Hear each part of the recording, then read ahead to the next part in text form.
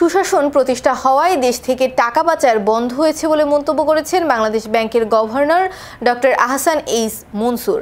শনিবার রাজধানীর একটি হোটেলে ব্র্যান্ডিং বাংলাদেশ শীর্ষক অনুষ্ঠানে তিনি এই কথা বলেন। গভর্নর বলেন, সুশাসন প্রতিষ্ঠা হওয়ায় দেশ থেকে টাকা পাচার বন্ধ হয়েছে। রাজনৈতিক অস্থিরতা সত্ত্বেও রেমিটেন্স প্রবাহ স্মরণকালের মধ্যে সর্বোচ্চ পর্যায়ে পৌঁছেছে।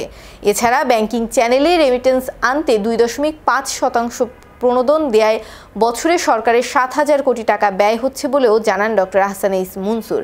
প্রবাসীদের সরাসরি ব্যাংকিং চ্যানেলে টাকা পাঠানোর অনুরোধ জানিয়ে তিনি আরও বলেন, সৌদি আরবকে টপকে রেমিটেন্স পাঠানোয় দুবাই শীর্ষে উঠেছে। এটা ভালো লক্ষণ নয়, কারণ সৌদি আরব থেকে অর্থ প্রথমে দুবাই আসছে, সেখান থেকে বাংলাদেশে আসছে। দুবাইয়ের কিছু প্রতিষ্ঠান এই সুযোগে মুদ্রা বিনিময় হার ম্যানিপুলেট করার চেষ্টা করছে।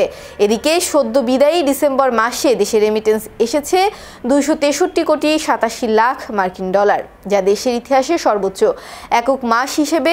আগে কখনোই এত পরিমাণ রেমিটেন্স আসেনি।